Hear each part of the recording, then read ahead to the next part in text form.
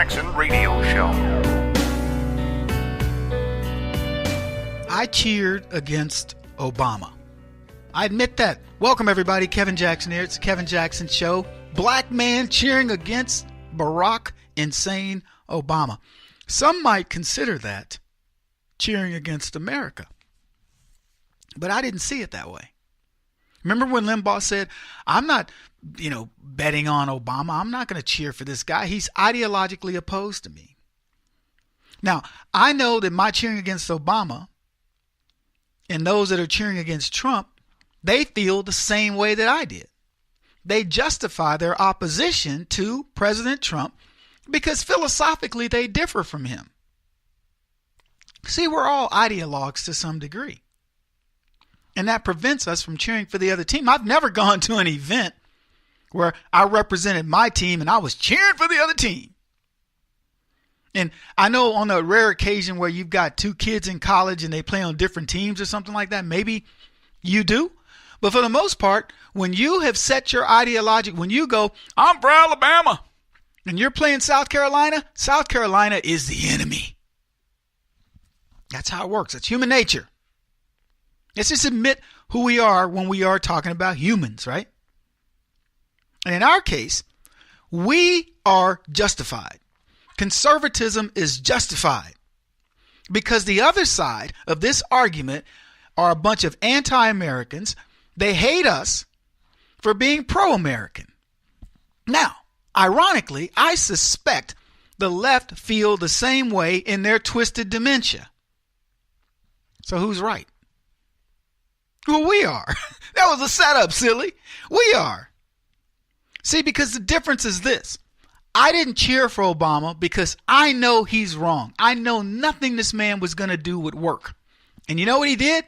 He proved me right. He proved all of us right. We didn't hate him because he was black. I certainly didn't. I'm black too. Why would I hate him? Oh, Kevin, because you a self-hating coon, butt Negro, blah, blah, blah. Step and fetch it to the white man. Nope. I didn't hate Barack Obama because of his color or he's half white or half black or whatever. I hated his policies. I hated his ideology. I knew it wouldn't work. Why? Because I'm a smart person. And to be honest with you, you don't have to be that brilliant to know. Study a little bit of history, understand a little bit about economics and finance, and you get it. So I knew it wouldn't work. But here's the big but. That I cannot lie. You other brothers can't deny. The big but here is we knew it wouldn't work. And it didn't work. And so if it doesn't work, then we're justified. Had it worked, I would have been saying, wow, who knew? I back up. I'm wrong. And then I would have had to go and do a lot of soul searching. That's the but. If it had worked, I would have said, I don't understand this. There's something wrong with my logic in terms of how finance and economics works, how the system works. If Barack Obama had not printed $1 trillion a year, he stabilized the economy, he brought millions of jobs year one or even over the period that he was in office, millions of new jobs, high-paying jobs, raised the wages, got America's credit back into AAA standard or whatever the ratings are, had taken care of protecting our borders, was taking care to make sure that Americans were not being attacked by terrorists, that we weren't being overrun with a bunch of banditos who want to live here for free and thwarting our legal immigration system, and on, I would say, wow, where did I screw up? I wouldn't try to rationalize. I wouldn't go, well, it's only doing this because of that it is, blah, blah, blah. I would go, whoa, shoot, let me go learn something. I thought I knew it.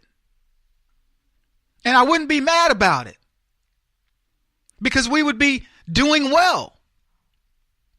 And I would say to myself, holy cow, if the Democrats, now I'm not going to tell you I agree with all of their, transgender this and LGBT stuff like that. I would have disagreed with that, but I would say financially speaking, this dude is a rock star.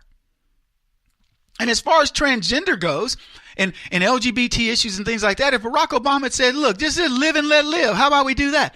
I would have gone along with it. We pretty much do, don't we, conservatives? We don't really care. If you want to cross-dress, cross-gender, whatever, I don't really care. Here's where I care. I don't want to pay for it. Sorry. It's not my issue. I got my own set of problems. So, all he had to do was perform. Is that so difficult? I know with the left, it's always try. He tried. Left doesn't work so good when it's theoretical. God would be so good if every child were educated. Yeah, sounds good. How about this? It would be so good if every child were educated with a good education, where they could actually use that education in a practical manner so that they could find out exactly what they want to do in life, and we wouldn't have to re-educate them. We wouldn't have to spend waste money on useless things that they're never going to do again. That would be good. I would vote for that education in a minute. The problem is we don't. We allow this ruse of education to continue to occur, and I hope Betsy DeVos gets on this. But the difference, folks, is in results. It's that simple. The left does not care about results. That's why we are right. Our ideas are, I'll put it to you this way. If I have a concept and I go, this concept is good and we should be doing blankety blank, and it doesn't work, I abandon the concept. I go, that was stupid. I shouldn't have done it. And then if somebody comes along and goes, hey, I'm about to do that, I'd go, you know what? That doesn't work. Let me correct that. I tried it. It didn't work for me. My recommendation is ask a few other people before you embark upon this course of action, because I checked with 3 people. They told me not to do it. I did it and I failed. So there you go. Go forth and conquer, young man. So I would at least warn you. I'm not going to tell you what to do and what not to do. But when it comes to Obama, we knew what was going to happen. We have a lot of history to go back on, and he disregarded it. Philosophically, in many other areas, like protecting us, letting Muslims infiltrate our government and our society, are things that I philosophically differ with. Had he taken the tact that he promised to take with immigration and these travel bans and things like this, and he said, let's respect the American way of life, things would have been dramatically different. But he didn't do that.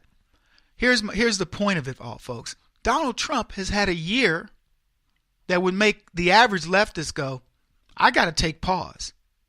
I have to look at my situation differently and understand that, wow, why is this guy being so successful? But they don't do that. They cheer when the market loses 500, 600, 1,000 points. They cheer it. They celebrate the idea that people are theoretically losing money. I mean, you're not lost until it's done. They don't want to see Trump win, even though he's proving that he's a winner. And Stephen Hayes, who was a never Trumper, he wrote a piece on this in Town Hall, and he says this: the unseemly sight of nearly the entire Democratic congressional delegation sitting on their hands and clinging to their chairs throughout Donald Trump's State of the Union speech is further evidence that they want America to fail on Trump's watch. Hundreds of American companies are bringing jobs to America, paying American workers bonuses. Democrats sat stone-faced. The lowest black unemployment rate in 40 years. Democrats smirked. We are defeating ISIS in the Middle East. Ho-hum. Many on the left are suffering from a severe disease of anti-Trump derangement syndrome. ATDS sufferers crave bad news. In bright, sunny economic sky, they point to the single cloud. Now, I'm going to say this. Stephen Hayes was a guy I watched at the Republican convention plotting against Donald Trump. Him, Billy Crystal, and there was one other guy. And they cannot stand Donald Trump. And he's actually writing a piece now saying, whoa, hold on a minute. And all of this goes to what I'm going to be talking about today, which is why we are going to clean their clocks in November of this year. This is what I'm pointing to. He said this: The other day I was on CNN sparring with April Ryan of the American Urban Radio Networks, who is, to say the least, not friendly to Trump. When I mentioned all of the companies that are hiring more workers, paying bonuses or raises to their employees, including as many as 1 million Walmart employees, I thought this might elicit some positive reaction. Instead, she complained that Walmart is closing many of its Sam's Club stores, resulting in employees being laid off. Yes, the Sam's Club closures impact about 9,000 employees, and though many of them have been reassigned to Walmart stores. Meanwhile, about 100 times that number will get raises or bonuses. I'm going to tell you a story that happened to me exactly like that with some stupid leftist that sent me a note, and we're going to talk about why we're going to win later this year. Kevin Jackson on the Black Sphere Radio Network. Do you owe back taxes to the IRS or state? The secret to avoiding the IRS nightmare is to seek professional representation. My friends at Security Tax Associates provide the most cost-effective and ethical representation in the industry while helping to avoid seizures, levies, and wage garnishments. Security Tax Associates is here to ensure that the appropriate steps are taken to permanently eliminate any possibility of future tax burdens once and for all. For a free, no-obligation consultation, contact Security Tax Associates, 844-779-4177. That's 844-779-4177. 844-779-4177. Or visit them at securitytaxassociates.com.